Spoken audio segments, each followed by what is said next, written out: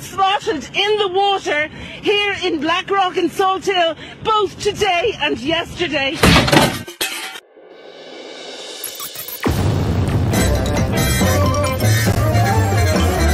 You're listening. Yeah, like all the time I'm listening. WATB with Christian, Eric, and Carl sometimes. Listen in your office, in your car, or even your neighborhood bar. We're doing it. We're doing it. We're having fun. We're making it happen. It's fun time. Open your mouth, close your eyes. We're going to give you a big surprise. And here it is. Yes, welcome to Who Are These Broadcasters? I'm Christian Bladt. He's Eric Zane. We hope you know the drill for the way the show works at this point, but if this is your first time checking us out, welcome. We've got a bunch of clips we play from around the world of broadcasting, thus the title. We go through local politics, sports, and maybe a little bit in between. And Eric, well, you're always high above the USS WATB in the bird's nest, watching over the super chats. Why don't you explain to our audience how the super chats work on this show? Well, being that this is the cornerstone show in the entire Who Are These Podcasts universe, I mean, it used to be WATB, but Carl told me that he, in God we trust with WATB. Yeah. It's very, very important to note that us rich bastards don't depend on super chats that much. So No. I mean, if you want to give us money, that's fine. We're not going to not spend it for fuck's sake.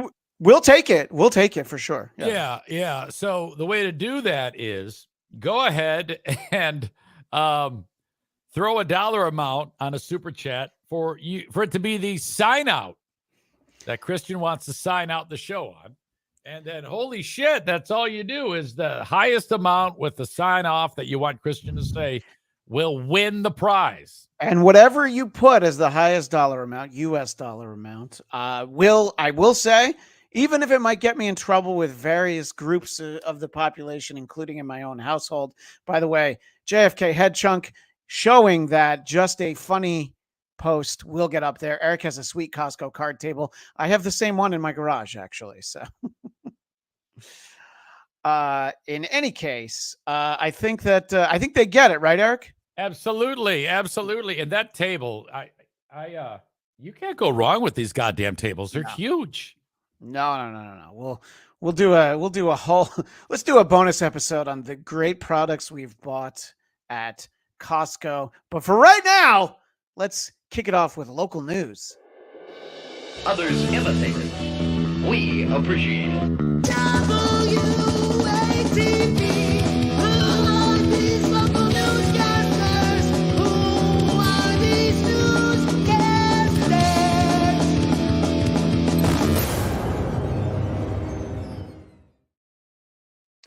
A lot of times we will highlight local news broadcasters for, the dumb things that they say on the air. This is one where I'm just in awe that this story that we're about to watch was handed to the local news team here at the Fox affiliate in LA on a platter, and jokes are not really made. So I'm very critical of the fact that they didn't try to have fun with a story where cases of toilet paper fell off of a truck and covered a busy Los Angeles freeway. Fox over the 5 freeway in Santa Clarita, where CHP officers were called to clear the roadway of boxes and boxes of what? Toilet paper. It's near Calgrove Boulevard, where 3 cases of the bathroom tissue fell from a truck, littering the roadway there. Once they got there, shortly after noon, officers cleared the road just a few minutes. Despite the quick work, the mess still caused a backup on the freeway. I love the effort by those cops, by the way. He's doing like he's hiking each roll of toilet paper like a goddamn long snapper. I think one guy finally figures out that you can use the cardboard as a shovel to get rid of that fucking shit. The guy we're looking at right now is my favorite. He's just chucking him over his back. He's like, I hope nobody's behind me because the toilet paper is flying. Eric, it's a funny story, and there's no jokes about traffic being clogged. Oh. She said backed up, but nobody talks about it being a dirty job. And most upsetting, nobody said it's a really shitty situation, which I felt like the FCC would have looked the other way for that one. Oh, yeah, for sure. And then you have to ask the question, why not just let people drive over it? Who gives a shit? It's fucking toilet paper. Right. It's out of it's not in the cases for our audio audience. It's the rolls of toilit paper. So yeah, you could just smush it. Yeah, yeah. This is a product that's marketed as soft. Yeah. It's literally soft enough to go up your ass. Yes. So odds are your car can drive over it. Oh my gosh. So we got Kelly Riddle already chiming in. Yes. And Lahaina was an inside job. I don't know what TMDWU is. That's something maybe that's not world order. I don't know. I don't. You know, I actually barely remembered Lahaina. I was like, "What is that?" It's like, "Oh yeah, all of Hawaii burned." Yeah. Oh, all of Hawaii burnt down, but you know the Marriott and Disney resorts are open. So us mainlanders haven't given it a thought since then. So our next clip, a pizza shop owner basically lives through my biggest fear every time grilling season begins. I open my grill, and for the first time all year, I go to light it. And well, let's see what happens to this gentleman. Of the explosion is now believed to be a gas bubble that can't be seen, heard, or Don't smelled. worry, they'll show you again. Fuentes says the flames were so intense, he thought he was on fire. And I watched that video, and it's terrifying. I mean, like I said, I thought there was more to it than what should have happened. And because I'm just counting my blessings, and an angel was with me. And God, Jesus was right there beside me and pushed me out of the way. There he goes. Just days after the explosion that could have been life-ending, takes his shirt off. The owner is back. So why did he yeah, take his shirt off? Was he burning? The cause of the explosion. So he says later in the clip that he felt like he was on fire. It was just probably the heat, but yeah, it knocks him over, and you know, he takes off his shirt. And unfortunately, we get a good sense that he's free balling it under there. But yeah. Remember when I'm probably gonna date myself? Those old Bugs Bunny cartoons when Daffy Duck, his bill would get blown off to the other side from the shop. Oh yeah, it could be the other side of his face. That's the type of explosion that hit that fucker. His nose went to the back of his head. Yeah, and but he was back at work. You know, a couple days later. And he thinks that Jesus or an angel was looking out for him. But I think our buddy Hackride might have whispered in his ear, "Go ahead, light it. You don't smell anything. Light it. Light it."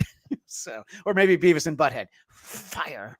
So anyway, home run, Comia. Fucking home run. So I don't know. I lived that moment in my head when I saw it. I'm like, oh yeah, I would not look cool. I would look like this guy. I probably would take my shirt off. And how much would you pay for a video of me lighting my grill, Eric? Yeah, where, it singed off my eyebrows and knocked me over. And I think everybody has done this at least once in their life. At some point, someone has had maybe not that exact thing at a pizza oven or whatever that was, but someone has had a ball of fire in their fucking face. Yeah. Well, all of us want to avoid an interaction with the police. And this next story shows the lengths that this is towards the end. Actually, it is the end of a high-speed chase that was going on. He gets out of the car, as they often do, and he tries to commandeer another form of transportation. And he's so determined to not have an interaction with the police. He literally hangs on by his fingernails. Let's take a look. Trying to carjack somebody. I copy. He's supposed to lead in there. He just covering one for the Why? Usually the problem is that the clips are too quiet. I don't know. That's the loudest clip I've ever shared on this show. So we'll back it up a little bit. But so you can see him. He is very much hanging on the outside of the car. Wow. He tried to grab this person's car, and very smart, their doors were locked, which I kind of wonder a lot of the time when people do steal a car, when somebody's driving it, if they're not brandishing a weapon, it's like, why is your door not locked? Yeah, and if you have a car, because that's the carjacker who's hanging onto the car, right? Correct. That is the carjacker. Yes. Yeah, it should be perfectly. Because if that's the driver, just kiss that inner cement wall and grind him down like a fucking piece of cheese. Well, the guy hangs on for about 10 seconds, so I don't think he gets that far. But, there he is hanging on. Yes. Wild video released by Lathrop police showing a man trying to carjack an innocent driver and holding onto the front door for nearly 10 seconds. Look at that. This is before officers close in on him, and this all happened on I-5. The new dash camera video, body camera video, and 911 calls from this January case were just made public. Police say they were responding to a domestic. Well, that was why I left this part, because I thought that I guess sales of pure Colombian coffee have really dipped off. I know Colombia has a lot of other exports, but Juan Valdez, unfortunately, has fallen on hard times. Yes. I guess he probably had to sell his burro for various meat products, and now he's just stealing cars and hanging on outside. He looks good at his age, but it's really a tragic story of Hollywood gone wrong, Eric. Do you think Juan actually dyes the ends of the mustache there? Like he did his hair and then he had some left over but didn't have enough for the full mustache? It's like on his hands and he's like, I don't know. Yeah, let's just put it right here. Look at that. That's quite a look. Yeah. Well, I don't know. I love that this guy's name's Juan Valdez, but I mean, just to back it up for a second and I'll mute it, but while he's being dragged, I mean, his knees are on the highway. He's trying to pick it up a little bit, but he's getting dragged. So he grabs onto the car door. He's holding on the handle, and you see his knees are down there. He's trying to okay, the last thing I want is my knees to drag, even at whatever miles per hour this is. And which is why I'm surprised that person pulled over. I mean, that person who pulled over didn't have to do that. Well, this did happen in California, so probably Mr. Valdez could have sued them for something if he had sustained injury while trying to carjack their moving car at the end of a high-speed chase. But so it's a great point. Dwyer Christian asked, "Do you know why I pulled you over?" And JFK head chunk. The real crime is stealing a Toyota Camry. Look. When the 5-0 is on your tail, JFK head trunk, you cannot be a chooser. He's got one less tattoo now. Yes, exactly. These guys on their comments are always so much funnier than you and I that it actually pisses me off. That I'm like, God damn it! Why can't I think of jokes like that? Yeah, why don't we let Dwyer Christian and JFK head chunk do the show one time, and you and I'll just chat in. Yes, we can just maybe just post our own jokes, which we wouldn't have any. No. It'd be like, it would be a lot of me going LOL, and you'd say, "Good one, JFK and Chunk." Well, they always say it's better to be lucky than good, and we're going to visit with a man in Oregon who could not be any luckier than what he avoided. Something you would not expect to have happen when you're walking into a liquor store in Oregon. No, it's not seeing a minority. It's not that. But take a look at what happens to a gentleman seconds after he walks into a liquor store. Dylan, thank you. Well, I think it's safe to say one man is lucky to be alive this afternoon after narrowly escaping an incident that could have been out of a movie. You just saw it, a 4-foot concrete saw. Yes, a 4-foot concrete saw. So a saw that is designed to cut through what? Oh, concrete. And this gentleman was at a construction site and went flying towards a nearby building right as the man walked in. I mean, just look at the size of this thing. Look at how quickly it gets from the end of the parking lot to that wall. That's really moving. Holy shit. And then because it went into the wood and then it stopped where the brick picks up. And even the brick was smashed in to some degree. We'll get another look at that in the second clip. I want to show you the gentleman who, well, I think he might personify the phrase "better to be lucky than good," because this gentleman seems very lucky. I don't know how good he is.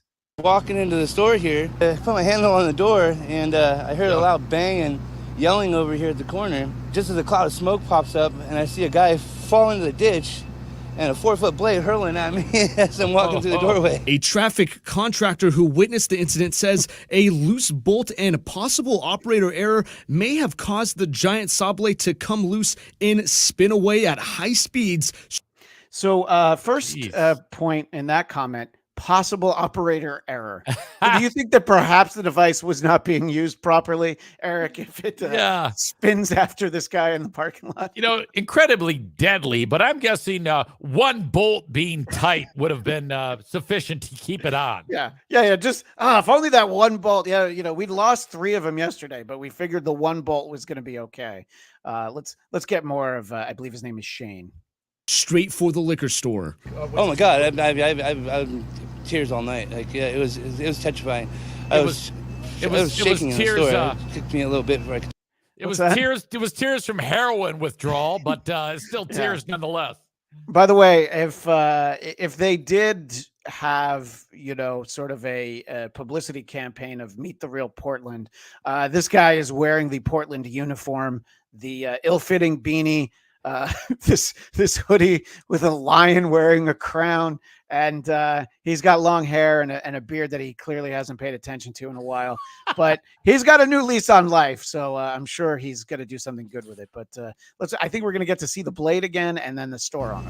I was shaking in the store. It kicked me a little bit before I could talk. Store owner Amit Graywall and his mother are seen here behind the counter when they hear a loud noise. Graywall can see the blade on security camera fly towards his store. All I heard was like a metal rolling down from the street, and I looked at the camera. It was just wind, and all of a sudden we heard a loud bang, like it shook literally the whole store.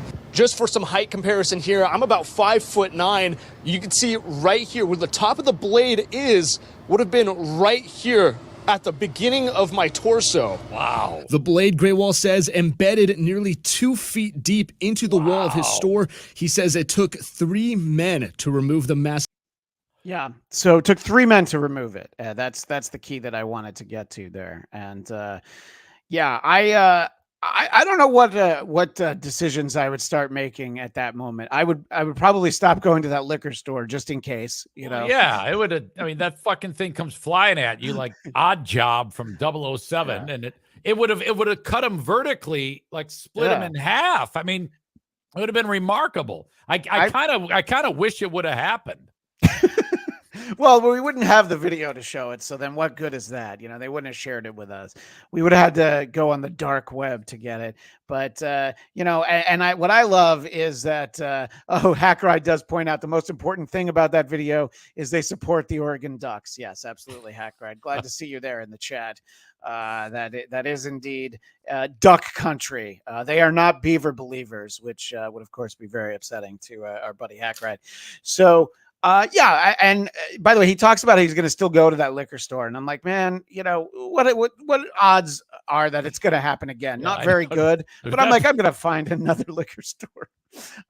But I guess he's probably never been happier that he needed to be in such a rush to get his fifth of stolen at 10:30 in the morning. You know, that he was in such a rush that he didn't dilly-dally and get saw bladed in half. Can you imagine if there was like a field trip from the local kindergarten that was there? They were all like piling in the door at that time to check out the local liquor store, and that thing just came through. There'd be kid everywhere.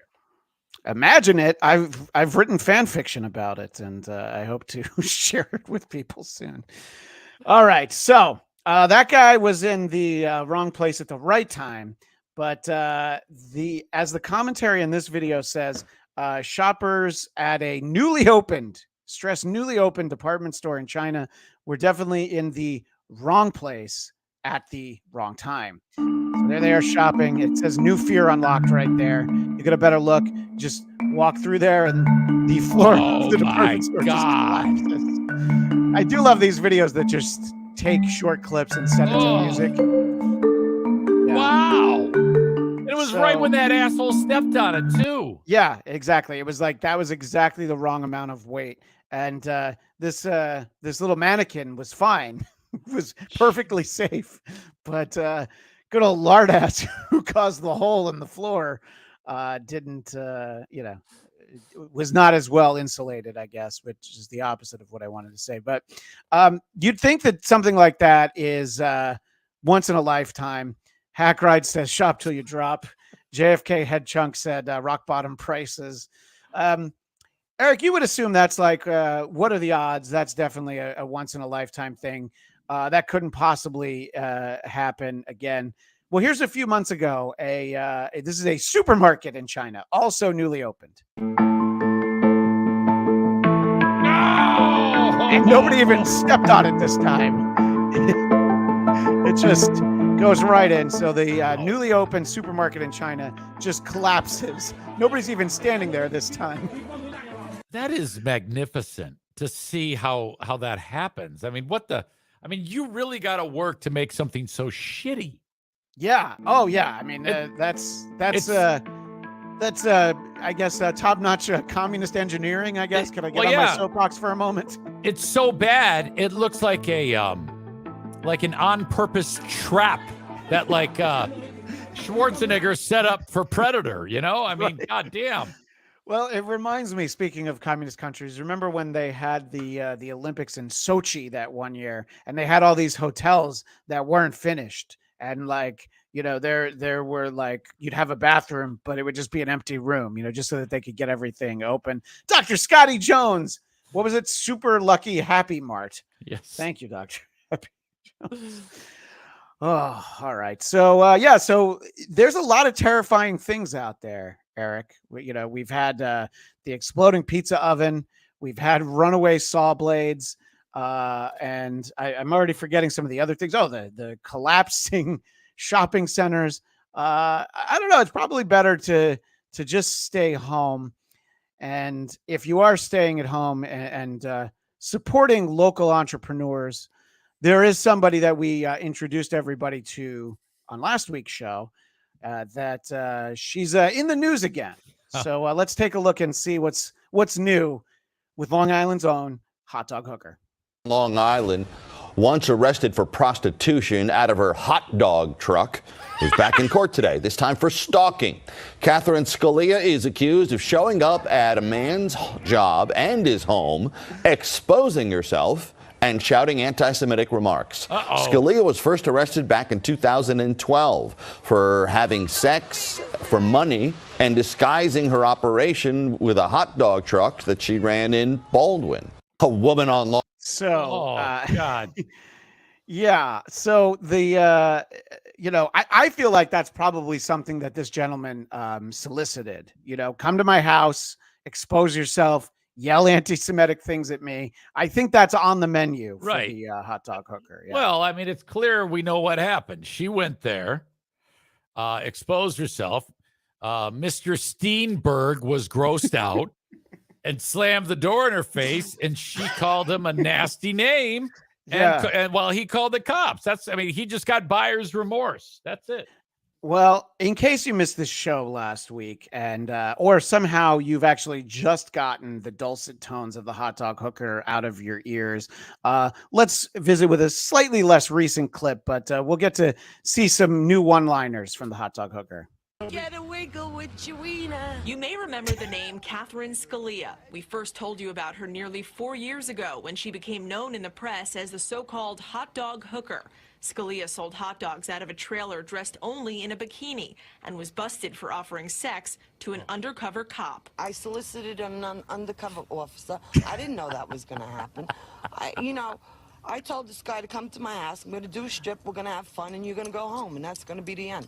I didn't know I was going to be in cuffs all over the news again. At the time, she was sentenced to 7 days behind bars. When I gave the undercover cop the lap dance, I had pants on. And when I did it, all I showed him was this. Oh, no. I didn't even go topless. So, and whatever she did show, they had the decency, the Fox affiliate in New York, to blur out. She's like, I didn't even go topless. Go ahead and read those comments. Yeah, this one. I'd rather fuck John, says Sean out west. Oh, man. I don't know. I think that, this is... I don't know. This would be the most unholy union if John had a few too many and wandered over to the hot dog hookers. What does Chad's missing upper lip say? Chad's missing upper lip says, who could ever get hard for that voice? I think we just talked about the one person who probably could. Yeah, okay, I would. Sure. Dust Cloud says, am I the only one who thinks she's hot? Was that out loud? Oh,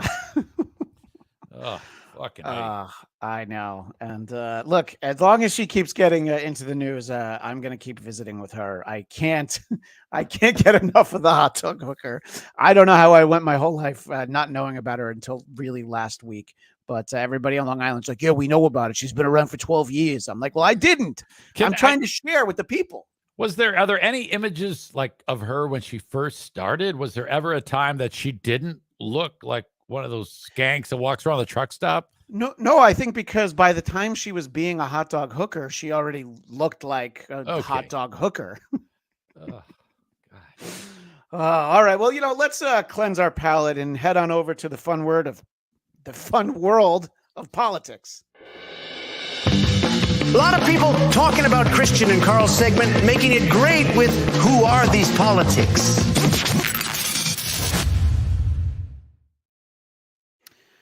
I'm not going to lie. We got some doozies this week, and taken in a vacuum, some of those comments might give you some of the clips that we're going to show might give you the mistaken idea that we have an agenda towards someone. It's just that someone provides better content and better clips. But I want to start from the left side of the aisle. One thing that we should comment on was the fact that the White House didn't do a good job handling that Easter happened to fall on the same day of trans visibility, which was Sunday. And I think they handled it in a way that supporters of either thing were really unhappy. Now, I found a ton of clips where people were talking about it. I noticed they all sounded fairly similar. So somewhere out there were a bunch of talking points that had been circulated, and I just wanted to get one because there's only one person whose opinion on this I think matters, Eric, and it's someone who I can't believe we've been doing the show 7-8 months now. We've never once featured a clip from Caitlyn Jenner. Transgender day of visibility is fine. I have used it in the past. It's fine. I just stopping Caitlyn immediately. The transgender day of visibility is fine. I've used it in the past. I didn't want to let that terminology. So it's like, okay, I've used it for my own benefit in the past, but I'm getting asked to appear on Fox News if I say that I'm offended as a Christian. So it just depends on which box Caitlyn is checking on a given day. And of course, the one thing Caitlyn doesn't have is a box. It's fine. Trans people are okay. My number one problem with this whole thing is this proclamation. President Biden never should have done it. To be honest with you, if he just said nothing, he would have been fine. But I firmly believe that the left, they constantly look at the media and how they can manipulate things. And it's a shame. I mean, here Joe Biden's supposed to be a devout Christian, a devout Catholic. And to be honest with you, what he did is really flip the middle finger at all people of religion. Even the D.C. Archbishop on this weekend on Face the Nation called him a cafeteria Catholic. That was the phrase that all of these clips had was right. Cafeteria Catholic. And I'm not sure that, Caitlyn's getting up every Sunday and watching Face the Nation. So that was like, okay, that's what everybody's saying. But less about the content of the clip thus far. There's only two people you can pick between, the hot dog hooker and Caitlyn Jenner. Where do you think you're going with that, EC? Probably the hot dog hooker. Yeah, but I'm going to go that way too. I'd have to think about it. But the thing that gets me about Jenner is I wonder if she wishes, like, God damn it, if I had become a chick when I was still a young man, I could have gotten some great cock as opposed to in my 70s. I mean, Jesus Christ. Holy fuck. And how about the fact that being transgendered. And if you're in the transgender community, you're probably like, oh, thank God we got a big wig who's changing their gender. This is awesome. And then she's like anything but supportive. She's like, fuck you. I'm one of you. And she's kind of caught in limbo because a lot of people like on the chat here are lean Republican. And they're like, yeah, fuck her. And then the Democrats that lean transgender right, fuck her. So she's not getting cock or support. Yeah, no. And that's why I thought she was the perfect person to speak up on an incident that upset Christians and transgender people sharing Easter with the Transgender Day of Visibility. I'm going to play a few more seconds because I want you to listen. Do you remember when we first met them as Caitlyn? They sounded a lot different. Now, if you listen, this sounds like, I don't know, old clips of the Kardashian reality show. Meaning, he uses religion when it's convenient for him. And that's exactly what he did. And it's just a shame. This is really about, again, the Democrats, the left, destroying the family structure, destroying religion. I mean, look at took the religious symbols off the Easter eggs. Yeah. So I remember her sounding different is my point. Okay. When she was first Caitlyn. And I it's almost like, I don't know. At some point, your insurance is like, I can't cover all this hormone therapy. All right, it's enough with you. Yeah, I don't recall what she used to sound like. All right. Well, I will try and do an analysis on that, but I feel like that really spoke to the issue and clarified it beyond any questions, right, Eric? I mean, we couldn't possibly have any more issues with that now that Caitlyn Jenner has chimed in, right? Fair enough. Yeah. Speaking of talking points, you probably caught wind of this one. Michigan State Republican Matt Maddock was following his due diligence. You laughed to see his name, so I know you know this story. Yes. He wanted to make sure that the great people of Michigan heeded a warning about some invaders to their state. Lawmaker, well, they're saying he has egg on his face. He is Republican state representative. His name is Matt Maddock. He posted this on social media. So here it is, happening right now. By the way, he's showing pictures of buses, in case you can't make that out, those 3 buses. So he sees these 3 buses. He says, 3 buses just loaded up with illegal invaders at Detroit Metro. Anyone have any idea where they're headed with their police escort? Oh. End quote. Well, his assumption was wrong, and what he stated was wrong. The buses were not full of illegal invaders. It was the Gonzaga men's basketball team visiting Detroit, coming to our town for the NCAA tournament. And he got corrected, but he doubled down, following up with posts about hundreds of thousands of illegals in our country. Which is, I think, the way to handle it. Like, oh, yeah, that was a stupid post. But by the way, there is still a problem. But that's really the only way out of it. Absolutely. You see, the people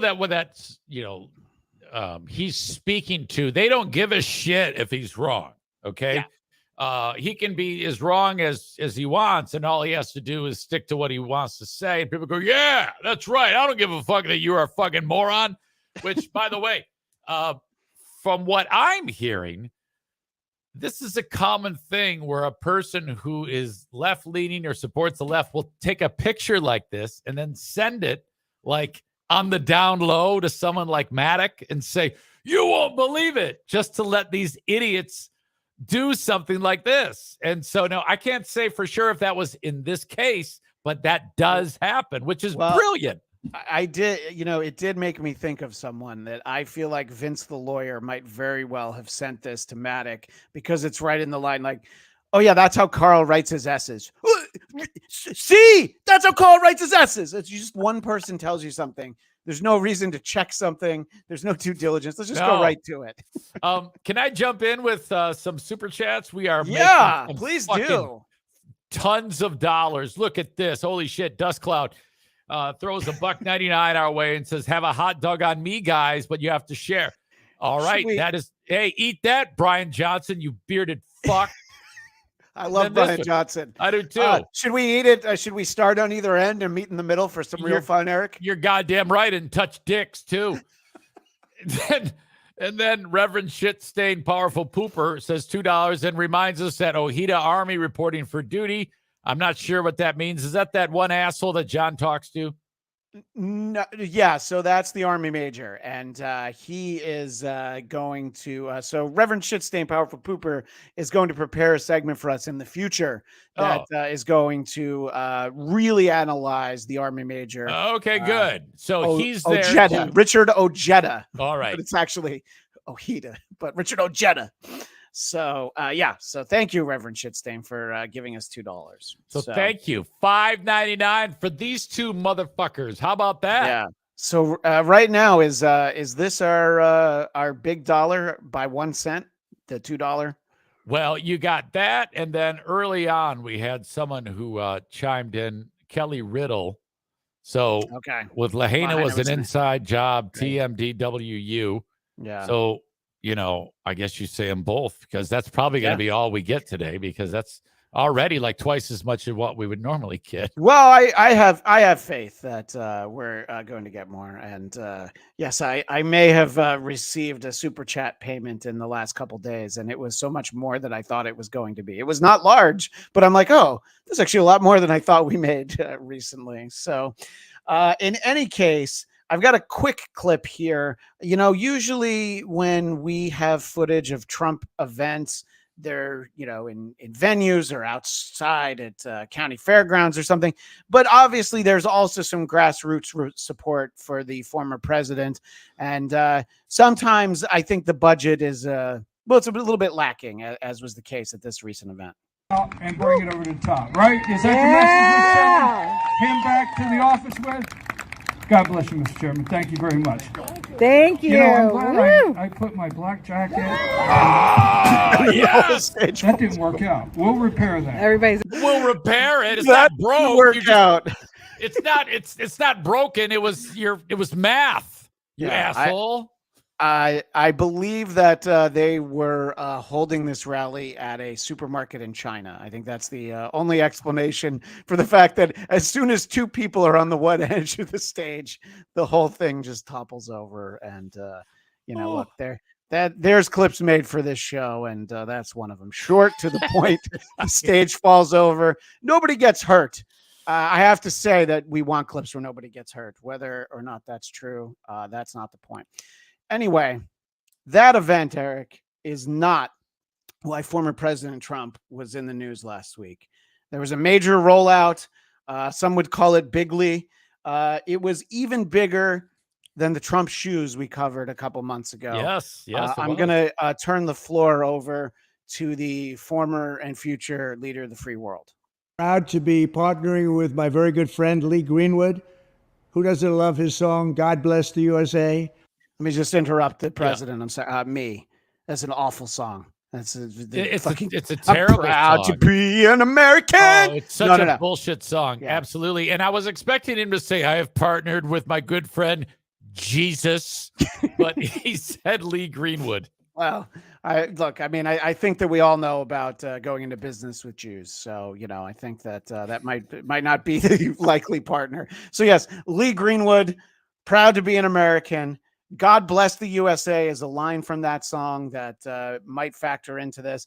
And by the way, Neil Diamond's Coming to America. That song sucks too. I just wanted to go on record. We'll go back to Trump now, but this seemed like the time to say it. In connection with promoting the God Bless the USA Bible. This Bible is the King James Version and also includes our founding father documents. Yes, the Constitution, which I'm fighting for every single day, very hard, to keep Americans protected. Also, the Bill of Rights, the Declaration of Independence, and the Pledge of Allegiance are all part of this God Bless the USA Bible. And it's just very important and very important to me. I want to have a lot of people have it. You have to have it for your heart, for your soul. You have to have it. For your heart. I want people to have it. You have to have it. You have to have it for your heart and your soul. Obviously, a lot of people got up in arms about this, but I've loved nothing more than this in a really long time. This is fantastic. as our buddy Carl will tell you, this is marketing 101. You're utilizing a huge brand, in this case, the Trump brand, in order to get people to overpay for something that they absolutely do not need. No. Another Bible. I love how he, similar to like using anything for a selling point.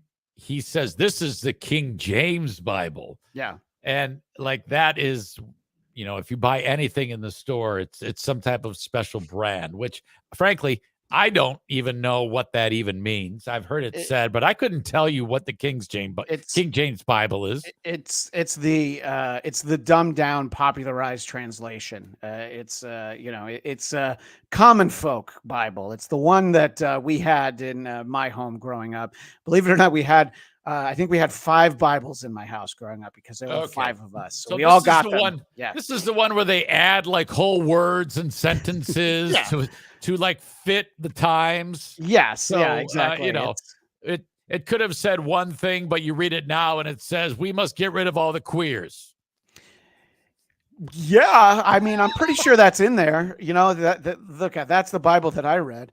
Let's let Mr. Trump continue a little bit more. Many of you have never read them and don't know the liberties and rights you have as Americans and how you are being threatened to lose those rights. It's happening all the time. It's a very sad thing that's going on in our country, but we're going to get it turned around. Religion and Christianity are the biggest things missing from this country. Oh, and I truly believe that we need to bring them back, and we have to bring them back fast. I think it's one of the biggest problems we have. That's why our country is going haywire. We've lost religion in our country. All Americans need a Bible in their home, and I have many. It's my favorite book. It's a lot of people's favorite book. That was where I needed to stop that part of the clip. Come on, man. It's his favorite book. I look, I know that there's that famous clip of him when he was asked his favorite book of the Bible, and he said, I can't pick. I love them all. Yeah. And, look, that is a good answer on your feet. But now you're selling a Bible talking about how it's your favorite book. Yeah. And so we don't need that clip, but here's a quick montage of President Trump dabbling with Christianity. God, I am Christian. I have great relationship with God. And I go to church a lot. Always on Christmas, always on Easter, always when there's a major occasion. And during the Sundays, I'm a Sunday church person. Oh, when we during go the in Sundays. church and when Yeah, he's not one of those Thursday churchgoers there. During the Sundays, I go. Yeah, he goes on the Sundays. I go for all the major things. I go for the Final Four. I go for the Grand Prix. I go for everything. Sundays, I'm a Sunday church person. When we go in church and when I drink my little wine, which is about the only wine I drink, and have my little cracker, I guess that's a form of asking for forgiveness. And his little wine and his little cracker. Look, I'm not going to belabor the point. We get it. Look, I just wish he would be honest about this. I wish he would say, you can buy this book, but I haven't read a goddamn word of it. Because anybody that tells you I read the Bible, they're liars. No one in the world has ever read the Bible. No one. Have you ever tried to read the goddamn Bible? No. I mean, at Sunday school, I'd have to read passages. You read the first book, the first page, Genesis, like, I can't take it. No. I'll just say I did. I'm just going to lie to you and say I read the goddamn Bible. It's impossible to read. Well, Mr. Trump goes back in on reminding us who the brains of the operation were. Partner with Lee in this offering. He's a very special man, both as a talent, but maybe even more so as a human being. He's very, very special. And I think you all should get a copy of God Bless the USA Bible now and help spread our Christian values with others. There you have it. Let's make America pray again. God bless you, and God bless the USA. Oh. My question for you, Eric, is less about the content of what he's saying, but look, he's an older gentleman. No, he's not as old as Biden. Do you feel like maybe he needs to switch brands of denture adhesive? Just give a little listen to him talking here. Christian values with others. There you have it. Let's make America pray again. God bless you, and God bless the USA. He's doing that thing that Biden does a lot, where you're like, oh yeah, I gotta like make sure that my teeth don't fall out. I will say for 77, he looks good. From the side view there, he looked like the guy that owns the Las Vegas Raiders. Right. Davis. Right. Mark Davis, I think, is the guy who owns it now. Yeah. Incredibly ugly man. So that's not sure. Great comparison. When your DNA, when your family tree has Al Davis on it, where are you going to go? You know? Yeah. You know, I mean, my God, but that is spectacular. And I think that I want to think that most people who are voting for Trump, can you at least give me this? Take a look at that and say, I love the guy, but he is so full of shit here. Yeah. But that's okay. I don't give a fuck. If you actually admit to me that, I would have no problem with it. I would be like, yeah, all right, well, okay. I just want to hear it because those people who are like, oh, yeah, I believe him. He's in church on the Sundays. It's such a crock of shit. God. All the Sundays. Yeah, look, you should just admit that you're like EZ and I. I love him because he's full of shit. That's actually my favorite thing about him. I want him to keep doing it. Just keep lying more and more and more. Yeah. Well, I did want to square aside a few minutes to let the brains of the operation, Lee Greenwood, chime in from a recent appearance on Newsmax. I have to mention the fact that people have gotten on us and Donald Trump about the God Bless USA Bible. I have mine here right in front of me, and this one is signed by the former President Donald Trump. It's a beautiful book, and you can get it at godblessusa.com or leegreenwood.com. See how beautiful this Bible is. Check that out. It's leather. It has the documents of the Constitution, the Declaration of Independence, the Bill of Rights, and the handwritten lyrics of God Bless USA, along with the Pledge of Allegiance. The reason we have this Bible is to... By the way, this would be the old game. One of these things is not like the other. You have the Holy Bible, you have the documents of our founding fathers, and the handwritten lyrics to God Bless the USA. He's starting to look like My Pillow guy if he's going through leukemia treatment. This is Mike Lindell with a thyroid issue. Yeah. To make sure more people have it accessible. If you have this Bible today, you'll be able to actually find out how our country got started with those 4 documents and be able to read them. Because sometimes if you go to Washington, D.C., those documents are under glass and they really are hard to see. The last time I can remember actually reading them was in high school. Yeah, that's the thing about glass. It's always hard to see through, Eric. It's always very hard to see through glass. Trump would have been, I think he would have, because he's obviously trying to raise money for all that money he owes for the legal shit. Why doesn't he just post fucking pictures of his wife? I mean, nude. I mean, she doesn't mind doing that. If he posted hot pictures of his wife, that'd be fantastic. And it's more on brand than lying to everybody, or have the Bible with pictures of his wife in the goddamn Bible. So you want the God Bless the USA Bible to have a centerfold, basically? Yes. And have this guy write a song. God bless Melania's pussy ears. Anything. Who gives a shit? Like, it matters. Whatever he does, they love him. It's cool. My favorite thing that Lee Greenwood says is that this Bible is accessible. It is $60. And I did a quick check on Amazon. You can get a Bible, a King James Bible, for $5.50. Or the good people, the Gideons, they leave them in hotel rooms across the country. You're supposed to take those. That's okay. You can bring one of those home.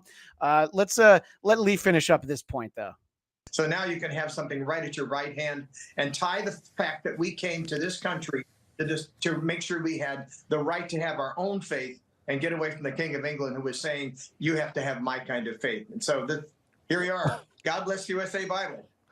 He's saying, but now you got to have this type of faith. Yeah, right. Exactly. That's exactly my favorite point. It's so incredible. You have to have my form of faith, which, that's Church of England. So it's the Anglican Church. It's like, all right, is it that different? I don't know. I honestly... I'm not a biblical scholar, believe it or not, but here's a novel idea. Shut the fuck up and do a good job and quit worrying about religion, you fucking morons. Well, the whole point is that there's not enough religion in our country, and I do know that some people might make the point that there's maybe a scotch too much religion in our country. Lee Greenwood makes an amazing proclamation before he's done. I don't know if you're aware of it or not, but with legal immigration, people who come here to be a citizen, there are 4 or 5 things that happen during the film that they watch. And the first thing is they hear the national anthem, the Star Spangled Banner, written by Francis Scott Key. And of course, that bridge just came down in Baltimore. Maybe they should make it the Lee Greenwood Bridge from now on. It won't come down. Shut up. Did you catch that? Yes. I don't want our audience to miss that. Let's make sure we get that. The Star Spangled Banner, written by Francis Scott Key. And of course, that bridge just came down in Baltimore. Maybe they should make it the Lee Greenwood Bridge from now on. It won't come down. Maybe they should make it the Lee Greenwood Bridge. It won't come down. Oh, no. And he took the long way to get to that. Like he said, you know what? He wanted to work that in, and he was going to square peg, round hole that no matter what. Yeah, that's as clunky as like my sheet of written out one-liners and improvs that I do on the show. Where it's like, Eric, I would say that's a long way off a short bridge, or whatever. I didn't have that one written out. That's why it didn't make sense.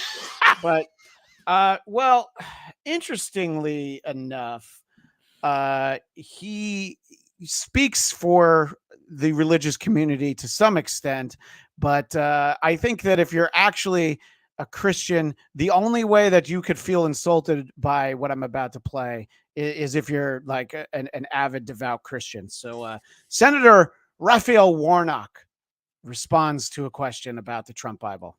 Not need Donald Trump's endorsement. And Jesus, in the very last week of his life, chased the money changers out of the temple. Boom! Biblically roasted, motherfucker. Yes, of course. I just love how proud he was. He's like, and Jesus changed the money changers out of yeah. Anyway. Yeah. So Lee Greenwood invoked why is our buddy Carl listed as a two-faced lying bastard for $1.99? Thank you for the super chat. I wanted to get it in before we continued on that thought train. I thought you were done. My apologies for that. It's one. Okay. Here's one more super chat for you, greedy fucks. So thank you. I appreciate that. And we appreciate that. Yeah, we're so greedy. We'll ask for more. Yeah, $7.99, bastards. Running tally. I don't want to hear that. Yes, it'll make me want to end the show early. This is fucking. What's that guy who passes the plate around? What's his name? The tall guy from Minnesota. We're Steel Toe again. Yeah, Steel Toe. Yeah. No. He would, if he was 55 minutes in and he'd only made $8, I'm sure that he would either leave or April would have to handle the rest of the show. Lee Greenwood did reference the very big story we didn't really touch on last week, but I'm kind of glad we saved it for this week. I want to remind everybody sections of debris about from the Francis Scott Key Bridge being removed. We've all seen what after happened. That container ship lost power and collided with the bridge, sending collapse. Concrete and metal plunging into the water. The north sections of the Key Bridge are going to be cut up and removed.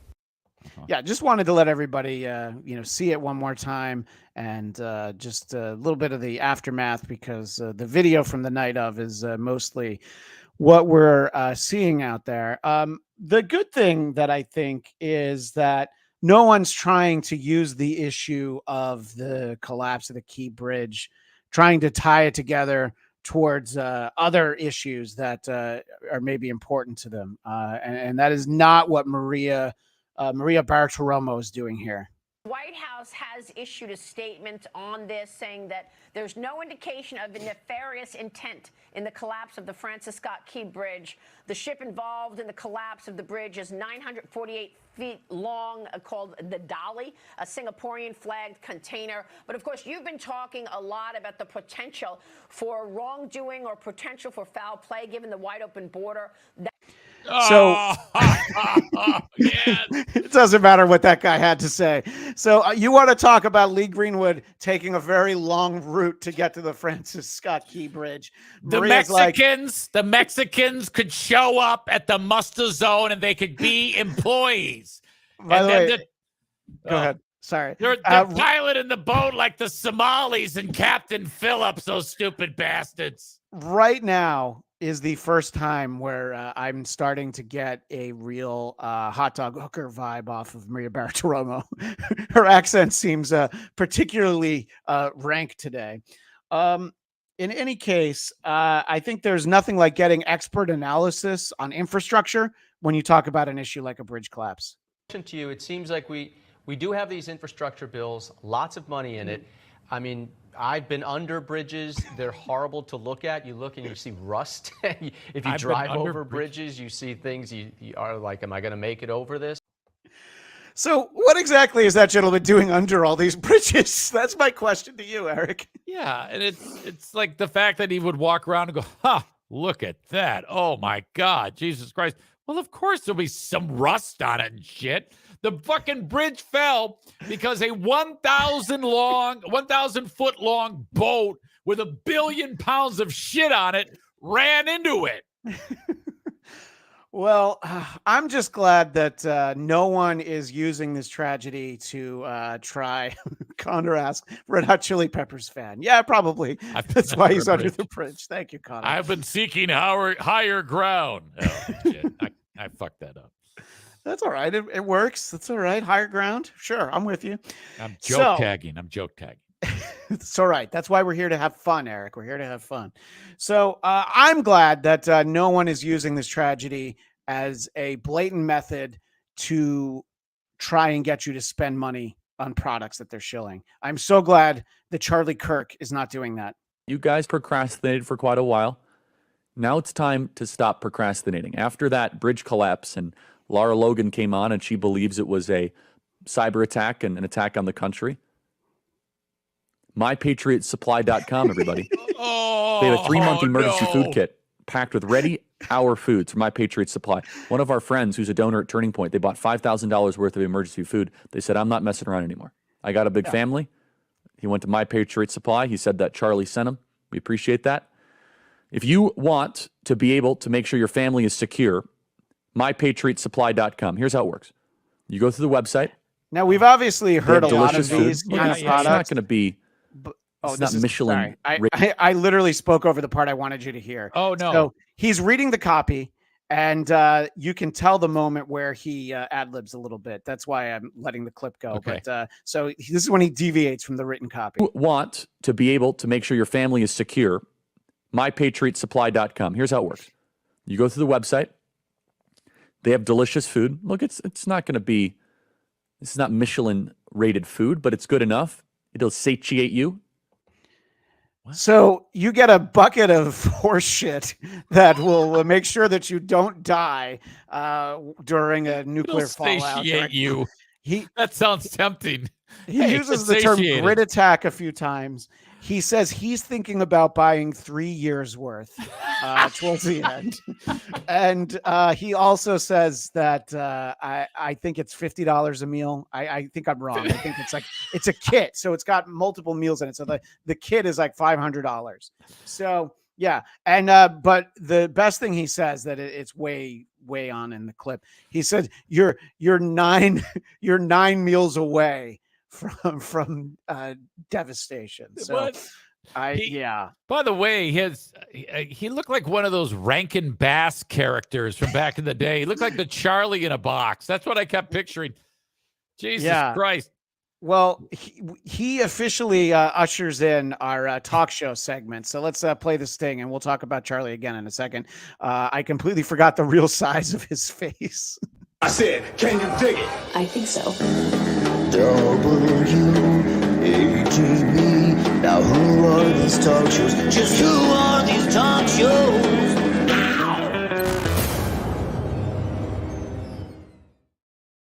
And don't worry, go ahead. I can't get over that line. Connor writes, I completely forgot the real size of his face. You're right. His features were all smashed in, and he had too much face. It was like a fucking moon over eggs over Miami at Denny's plate. It's Moon's Over My Hammy. Please That's it? make sure Moon's that Over you My Hammy. name check it properly. Sorry. That and IHOP's Rudy Tooty Fresh and Fruity Breakfast are the only breakfasts of real men. That and mypatriotfood.org. But in any case, talking about Charlie Kirk, I was thinking while we were playing the stinger, he looks like, if you remember the Sunday morning, the like claymation, Davy and Goliath, where Oh, Davy's the little boy who goes to church and he's scared of everything because Jesus Right. hates him. Yeah. So he looks like that. And don't worry, you'll get to revisit Charlie Kirk in this clip, where I think that the only way to summarize it is, hey, tell me you've never watched Seinfeld without telling me you've never watched Seinfeld. Really lost his fastball. That's Larry David, who used to be a really funny guy. People would ask, Charlie, do you watch Curb Your Enthusiasm? I never liked Larry David. He is not the brains of the operation of Seinfeld. It was obviously Jerry or somebody else. Yes. And that somebody else is Larry David. You Yes. moron. By the way, I can't get past his fucking crooked ass mouth where the left side, his left goes up like before anything else. I spent a lot of time pulling these two clips and getting right to the germ of the idea. He gulps a lot, and it's not like he has water and then gulps. He does a lot of right before he talks. So I don't know what's going on, but I'm not sure that Charlie Kirk is totally human. Well, JFK Head Chunk has a theory. Hitler Youth, of course. Yeah. Has a giant head like Jeter. I mean, we are getting some amazing contributions. How fucked up Charlie Kirk looks. God damn, is that great. This one's my favorite. He looks like that one, I forget which character, but I can kind of, it's fuzzy in my brain, but I can see the Dick Tracy character. I think the Dick Tracy character's name is Smallface. Unless I'm wrong. I'm pretty sure that's his name is Smallface. Oh shit. Well, we're really kind of bending the definition of talk show, but before we do that, super happy fun chatter with $22.69. This seems like one that I might be reading at the end, but just in case somebody outbids it, Eric, why don't you read it now? Oh, yeah, sure, Christian. Super happy fun chatter wrote down, I, Christian Bladt, have not seen a tragedy like the Baltimore bridge collapse. Makes me ejaculate so powerfully since 9/11. I know not as many people died, but it was Baltimore and not Wall Street, so they were all black. Super happy fun chatter. For your sake, I hope that that's the high dollar amount. But if Dang Lizard wants to sneak in with $22.70 or Broccoli, where are you, Brock? Anybody else wants to come in, that's fine. But I would be honored to read that. So this is as a Tommy Getting Made, $5 with a great gif. Thank you, of Joe Pesci. So thank you for the thanks for the $5. So there was a clip I wanted to pull from Laura Loomer's show, and instead of pulling the soundbite, I have an incredibly painfully long clip that you might need to tap out on, but I want you to see her ask a question of her guest. His name is Peter Brimlow. He's the editor of something called VDARE. You wouldn't know it from the amount of time he's given to respond to her, and yes, I'm using air quotes, to Laura Loomer's question. Is it that people like Letitia James are focused on putting people like you into bankruptcy and destroying President Trump, and they're harassing the Trump family and the Trump organization? What do you think this is all about? Why do you think that you came under fire from Letitia James? Do you think it's because you are talking about white replacement theory and you're exposing the invasion, and your publication is one of the only, honest publications about what's truly happening with this invasion?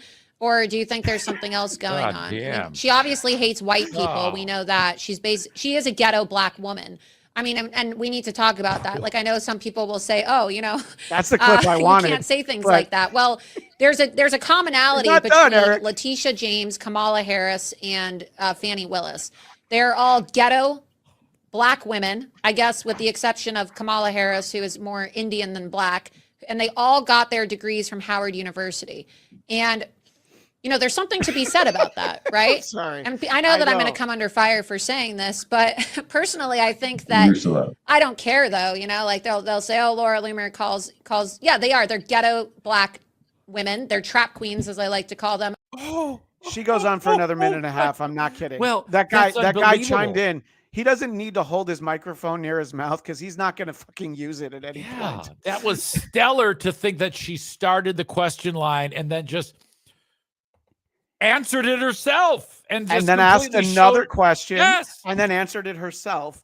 And I'm not going to lie, the first couple radio/podcast interviews I did probably sounded an awful lot like that. But she's got a show. She's on Rumble. But my question is, what is worse, letting somebody, preventing them from talking basically and just rambling on and on with your dumb bullshit without getting to the point? Or is it worse to be Sage Steele and not know who you've been talking to the last 20 minutes? Joe Rogan's dream. What's Joe Rogan's dream? Joe Rogan, Dana White. What's Dana White's dream? Yes, that's right, Eric. She's talking to Dana White. And in case you missed her question, what's Joe Rogan's dream? What's Joe Rogan's dream? Joe Rogan, Dana White. What's Dana White's dream? Did you just think I was Joe Rogan? I totally did.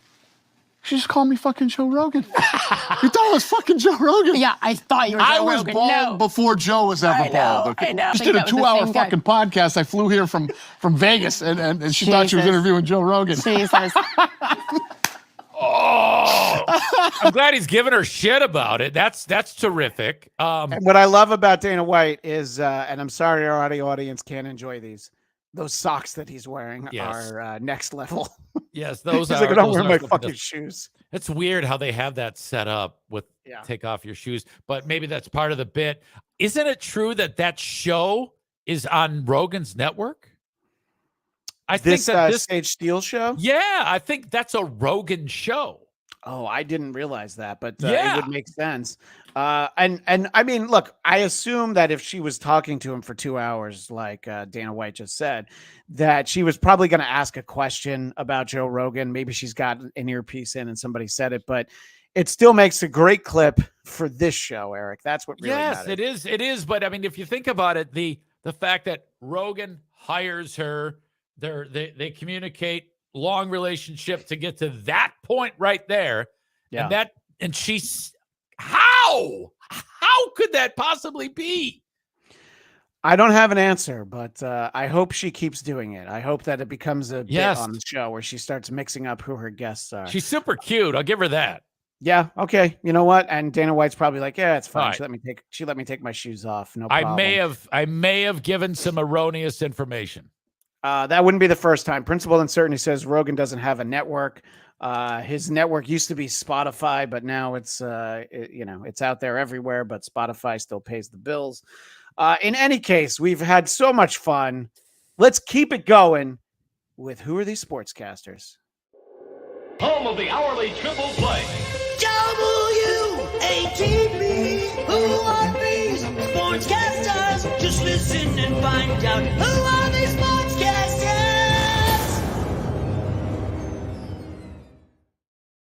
Well, baseball season's upon us, and my apologies to our international audience because that's a sport I actually watch a lot. So when I see something, I make sure to make a note of it. And we've talked in the past about John Sterling on this show, who's the radio voice of the New York Yankees, arguably the most valuable franchise in all of sports. And this is the guy that they still have calling their games. He does a lot, and I do mean a lot, of corny nicknames and cheeseball home run calls. And I'm happy to announce we have a brand new one. Juan Soto was traded from the Padres in the offseason. So let's hear how John Sterling celebrates a big accomplishment from Juan Soto. And the pitch hit in the air down the left field line toward the wall. It's gone! It went over the high wall. Juan Soto's first home run as a Yankee. A fly ball down the left field line. There is a Soto photo. A home run in the left field seats. He's wonderful, marvelous. And the Yankees have now taken a 4. Okay. Yeah. So his first name is Juan. So did you get the? Yeah. He's wonderful. Wonderful. Okay. Right. It makes me hate him because, people, you could do that when the old guys would actually do that. And though he's considered he is the oldest, I think, or one of them. But, yeah, the really old guys, they had their thing. I don't think the world is ready for anybody to have their thing anymore. I think that's No. kind of died out. Just Yeah, call it a no, fucking game. Yeah, just if it's a home run, the Michael Kay, who does the TV for the Yankees, he just says, "See ya," and it's corny, but it's consistent. It's over in half a second. It's fine. Right. But anyway, we know that March Madness is going on, and at one point I was leading the hack ride pool that I was in, but I don't believe I am anymore. But I had a nice run. Here's a shout out from UConn coach Dan Hurley, shouting out the fans of UConn. And our fan base, again, is obnoxious as shit on social. So everyone hates us. So a short to the point clip. Our fan base is as obnoxious as shit on social media. And I don't know, I would be proud to Wired Christian Joe Rogan. Exactly. So here's more like what we like to show on here. And apparently this is a very rare clip because this is the Canadian broadcast. When they aired it on CBS, it was bleeped, but up in the Great White North, the land of what I'm told are great potatoes, the clip did air uncensored. An unbelievable performance by this team, but by you specifically. What was your mentality in this game? They thought they knew us, man. They thought they knew what we had in our hearts. I promise you they did. We're fucking winners. That's what we do. So it was a little low, but he did say we're fucking winners. That's what we do. I don't know. Maybe CBS has kind of learned because by the time they aired it, it was bleeped. So they know not to run with that anymore. There's a lot of availability with athletes after a game, a match, or whatever they're a part of. I think that this clip shows where maybe you don't want to make your boxer immediately available right after they were KO'd. This gentleman's name is Raleigh Romero. Take more punches than you thought you would. So what went wrong during this fight? It's okay. Looking around. I want to tell everybody, just thank you for coming out and honestly, happy Easter, everybody. You guys, Jesus, it's like Jesus was resurrected. I'll be back. I want to tell everybody happy Easter and thank you for supporting me and following me. No. He didn't even speak English before the fight. Now, so he's looking around. He's like, "Oh yeah, I had that Easter thing that I was gonna say. Oh yeah, I'm also going to get resurrected. So let's go ahead and get that over there. All right, so." Go ahead and read a couple of these chats. Dwyer says, "Nice voice, Dustin Hoffman." He's no doubt referring to Rain Man because that's what I heard. That is definitely the same thing that I heard from. Basically, this episode has a very specific title. It was a clip that Eric sent to me, but I did say, "Don't worry, I've already seen it." And I did get it. The Mets had their opening day last Friday, and while they were there, they did indeed have a veteran of the game, and they announce who the veteran of the game is. And this gentleman served his country years ago, but he's serving his country all over again, thanks to his amazing name that did go viral as the game progressed.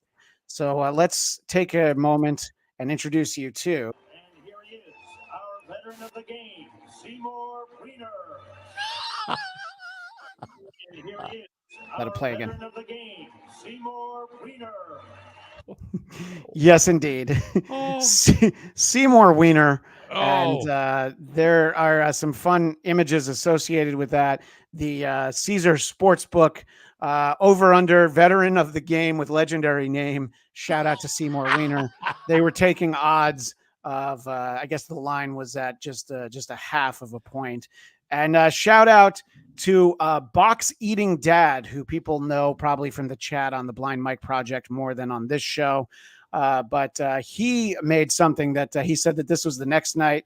The veteran of the game was Candace Dickfit. Shit. Oh, toddler fondler. Oh, my goodness. God, all right. that Well, is we're going to start great. to wind down for real in a moment. We have a couple moments of broadcasting history, including one that involves a special guest who is waiting to join us. But let's head over to great moments in broadcasting history.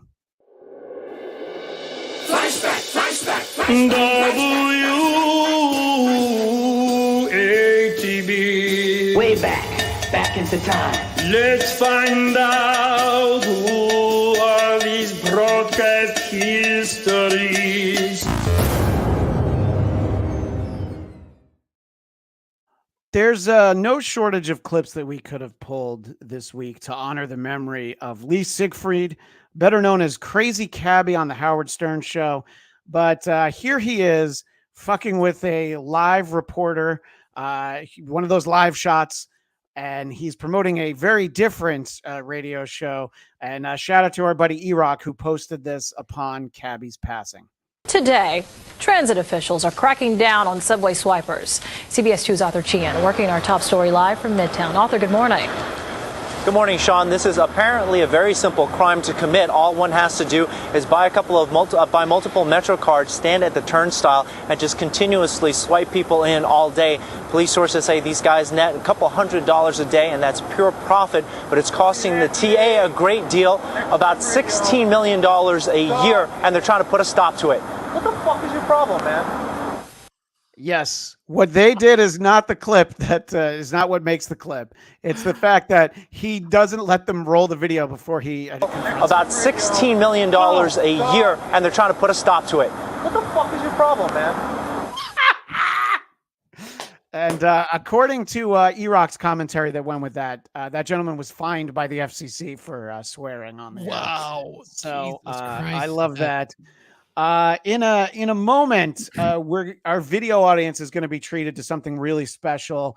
I don't know for sure that this is going to translate to the audio audience. So go ahead, Eric. What were you gonna say? I just want to say I know sometimes we jump around, so apologies for that. But Seymour Weiner was very old, and he had his mouth was kind of jacked, and he looked to have no hair, and this comment from Goody Two Shoes: Weiner looks like an 80-year-old Jimmy Norton who's been looking over his shoulder too much to encourage his wife to give it to him.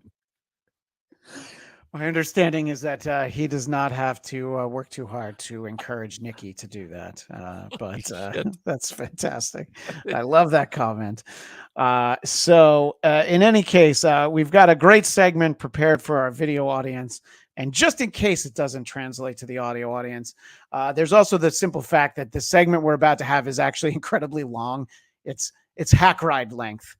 Even a little more, but it's a work of art that I want to share with everybody. So just in case people decide that maybe they want to tap out, I want to make sure that we get our plugs in. Eric, where can everybody find you? My audio podcast is Monday through Friday. It's free wherever you download shows. Just search the Eric Zane Show podcast.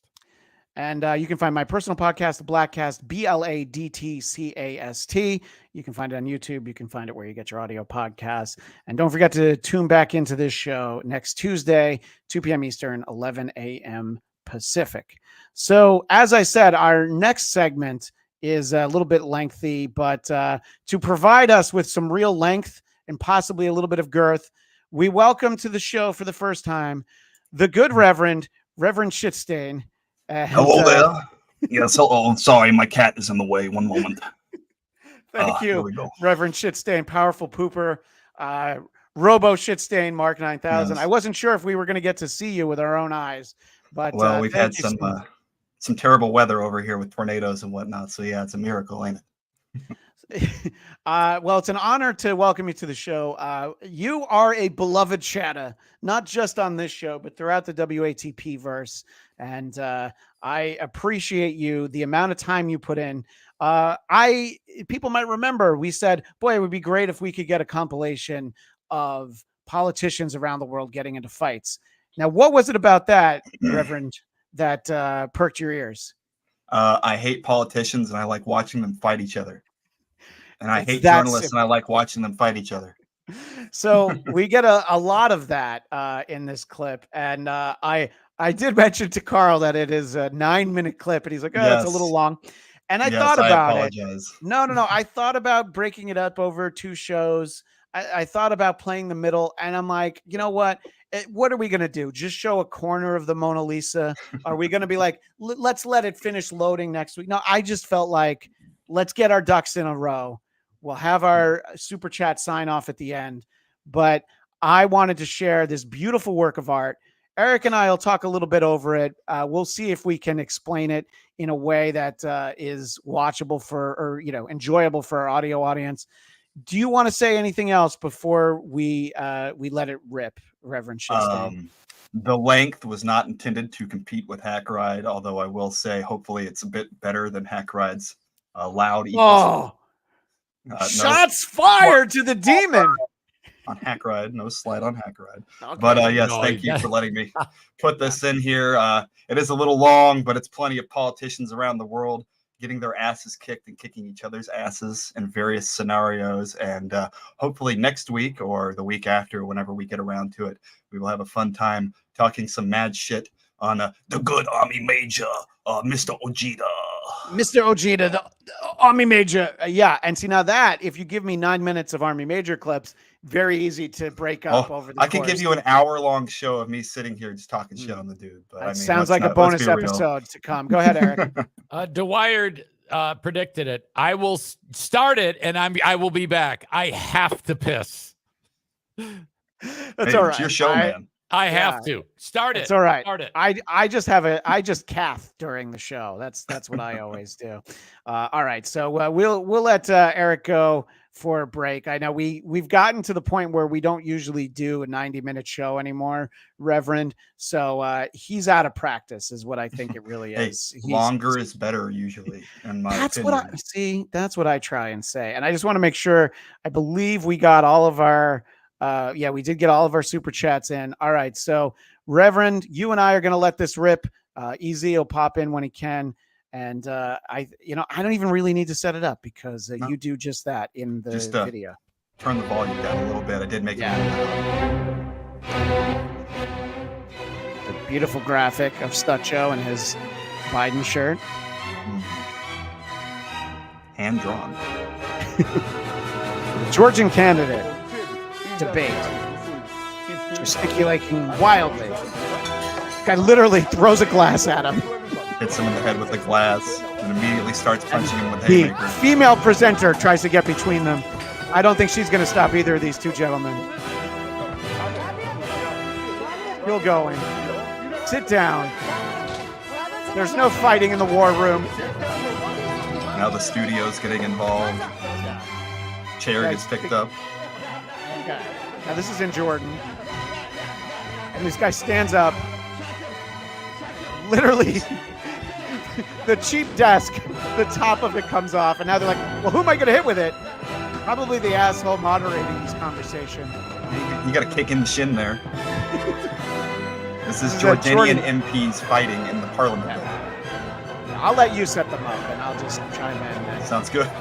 Fisticuffs. Sucker punch in the nose, getting caught between slaps. And the big fella here.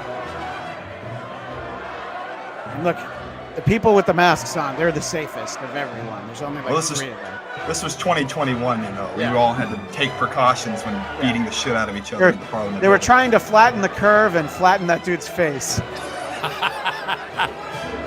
One of them got a fish hook in there, too. Yeah. And I just love the length of it. Like, it's still going. And yes, Dwight Christian, the Iron Sheik. Still not resolved. Still going. This is Ukrainian party leaders fighting in parliament. over visiting Russia. And one of the party leaders demands that the other guy be arrested for visiting Moscow.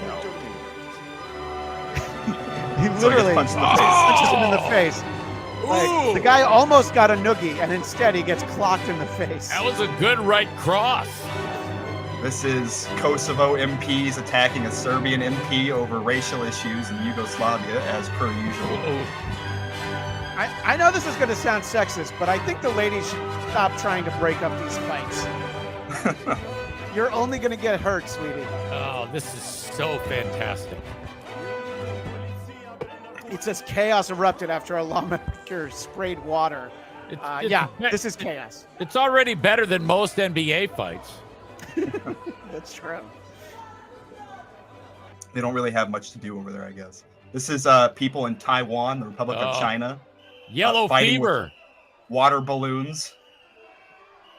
Which I wonder why they had the water balloons, but, I guess because you never know. The brawl broke out during a debate about infrastructure spending. I mean, that's obvious from the way money is flying, water balloons are being hurled. Look at this. This motherfucker wants a chair. No, and he puts it right back down. Oh, what a shit move. All of a sudden you see a tank go in and drive over all of them. Wrong China.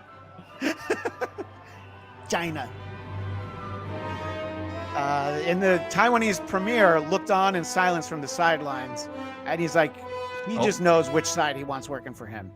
This is Japanese MPs, so they formed a snap vote, and they were going to push a vote to increase military spending, and they didn't announce it, and so all these other parliamentarians found out about it, and to stop the vote, they jumped in and tackled the prime minister. Oh. That's one way to stop the vote. It looks like that scene in Kill Bill. You'll see one guy jump in behind him on a chair and start straddling the top of his head. Well, look, sometimes anything goes in a fight, and sometimes you can get your dick wet, I guess, is what he was thinking. Yeah, but that's one way to stop the vote. I don't know why the House of Representatives here doesn't do this more often. Oh no, the vote passed. They were trying to rip the pen out of his hand and they couldn't get it. There you go. This guy's on top. Yeah, it's a dog pile. I love this. And yet, meanwhile, all these countries hate us. So this is Ukrainian ultranationalist Azov guys fighting with socialist Ukrainian party members. This is in 2012. This is before all that shit started going down. You mean before it got fun over there in Ukraine, Reverend? Yeah, before the CIA couped them. Allegedly. I love when there's... Go ahead, Eric. Sorry. We need more action there. They're all too tight quarters. Yeah. We need some like a flying punch from the back of the room. Did you notice the guys from the back crowding in? Like when the bullpen empties out in a baseball fight, it's over by the time they get to the mound. God, it looks like fucking Hillsboro. So this is Azov MPs attacking a Ukrainian MP for not speaking the proper Ukrainian dialect. And so they jump in and start punching the shit out of them. Yeah. I'll speak whatever dialect I want. And this is 2 years after the previous fight. So. Well, I guess they were due, Reverend, right? Yeah, just throwing in all them hammer punches. Oh, now it's like that's like a cartoon punching bag. He's just going Oh, there's a guy on top of the desk jumping around. Somebody threw off a jacket. Suits are flying. That's when you know it's on, when the jackets come off. Yeah, well, you need somebody to just rage and clean house. So here's some MPs in Paradesh fighting over the name of a foundation stone being laid for a building. He pulled the shoe off. Huge insult. Beating him over the face with his heel. I like how the one dude there with the white hair and mocha face just sitting there. He threw a shoe. Honestly, who does that? So this is Euro Maiden coup people throwing a Ukrainian parliamentarian in the trash can. Literally taking out the trash. I love that one. And then they cover his eyes. It's not enough that he's in the trash. So stay down. Stay down, bitch. So this is Turkish MPs brawling over a community project. Just jumping off the desk, jumping in there like a mosh pit. Going Right off the top rope. Jimmy Snuka, right there. We've got 5 people so far jumping off that desk. 6 people jumping off that desk. I mean, if I'm in that room, I'm definitely jumping off that desk, because when else am I going to get to do it? You got a guy up there standing there kicking people in the face. Then you've got the guy who's standing there not sure what to do. That's like when Mike Milbury went into the crowd at the Spectrum and hit the guy with his fucking shoe.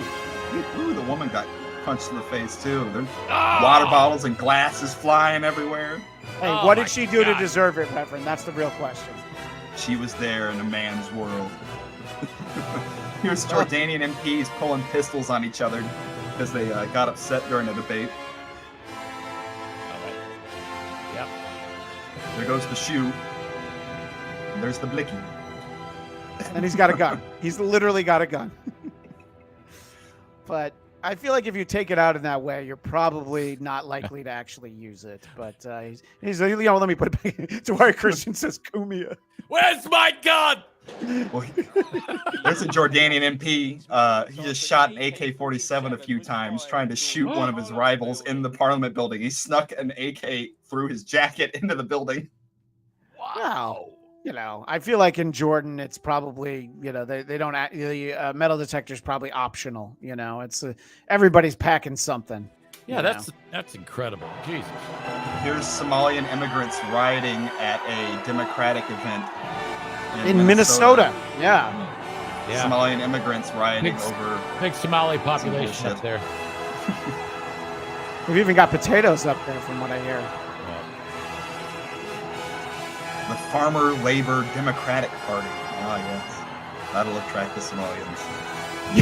Yeah, well, they love farm labor for sure, obviously. Yeah, this one doesn't have enough action. We need some. The trouble happened at an event to nominate candidates for a Minneapolis city seat, and it started after one of the members took the stage. Yeah, they took the stage and ripped the microphone out of the people's hands and started demanding that their immigrant candidate be put in at all costs. They just took over the event. Well, I'm sure that story has a happy ending, Reverend. I'm sure that nobody got hurt. And I mean, it's in Minnesota. Oh, look at this dude. This asshole. This person. Yeah. Yeah. Who knows who this is?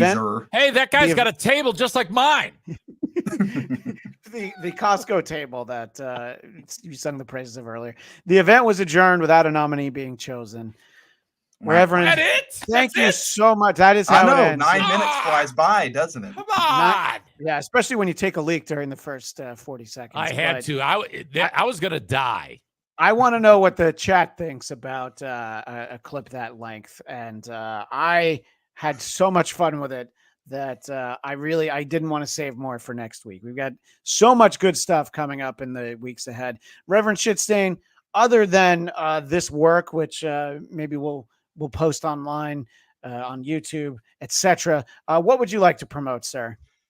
Well, my stuff that I generally do would not attract the WAT world. It's all video game nonsense and highly technical, whatever, and geopolitics and military strategy. Yeah. So yeah, no, I've seen your posts on the Discord. I know what you're into. Yeah. I would just like to promote. Shit, I don't know. How about Well, let's promote the fact that pretty tasty, and Carl's network is pretty all right. So Carl's network is great, guys. There I was gonna say this is the best compliment. That did not feel like 9 minutes. That's the ultimate compliment. Whereas I think that what the Reverend was trying to say earlier, that Hack Ride's 5-minute clips do feel like 9 minutes. Now that's not what I was saying. The very loud equals funny. Yes, loud does equal funny, and so do people fighting. Reverend, you'll be back with us in a few weeks talking about the Army Major. This post banter feels like an hour, by the way. I get it.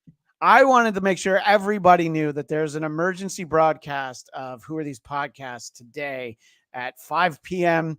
I guess John apparently is a liar, so we can still be your favorite show on this channel on Tuesday. We just won't be your only show this Tuesday. Are you familiar with what he's lying about, Blatt? I actually don't know. He He went to a bar in Florida and he saw FSJ, FKB written on a thing. And he was like, oh, Okay. somebody wrote this on it. I called the bar owner and the cops and they're going to do something to Carl. And he's streaming and he has Sharpie all over his fucking finger, thumbs yeah. and fingers. So we talked about that on Point Double Point last week. I didn't realize that this related to that. But idiot. that I did tip my hat earlier in the show to Vince the lawyer. He said, like, yeah, that's how Carl makes his S's. And John, of course, ran with that. Like, Vince said that's his S's. That's definitely his. He was teaching his 30-year-old kids how to draw an S. Well, I'm the only way that I write an S is the way that the KISS logo goes. So you would know that that's not my S. In any case, thank you so much, Reverend. Thank you for Everybody having me tune on, into the Zane. emergency broadcast. We will be back next week. And I guess we've said it all. So as always, I'm Christian Bladt, reminding you that every mic is a hot mic. And I, Christian Bladt, have not seen a tragedy like the Baltimore bridge collapse made me ejaculate so powerfully since 9/11. I know not as many people died, but it was Baltimore and not Wall Street. So they were all black.